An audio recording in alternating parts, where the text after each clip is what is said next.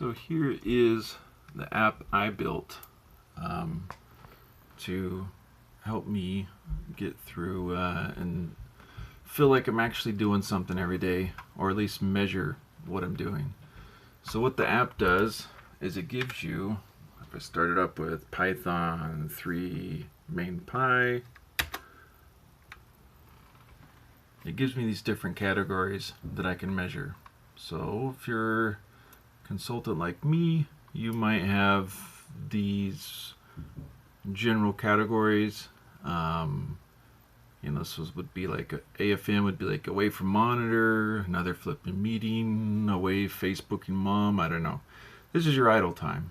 This is what you go back to when you're not doing what you're supposed to, or you're in another meeting where everyone else is talking except you. And there's MAG, my actual job. So I can start measuring this guy, or MOJ, my other job. And again, I can just switch if I want to this other one. The times kept on the other one, and then PTB, like PT Barnum time, or political talkie business, or whatever, sales, and then SCP, somebody else's problem, all that other time.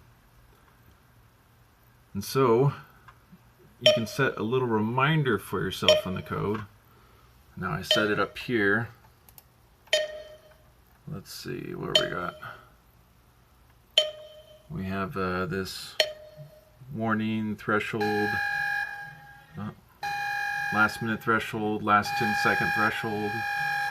And so here we run out of time. I can either click that to continue, or if I don't click it in time to continue, then it goes back to my AFM, or idle time. And again, if I just don't want to click it or whatever, or if I get to a certain point where it starts to beep again, then all I have to do is click it.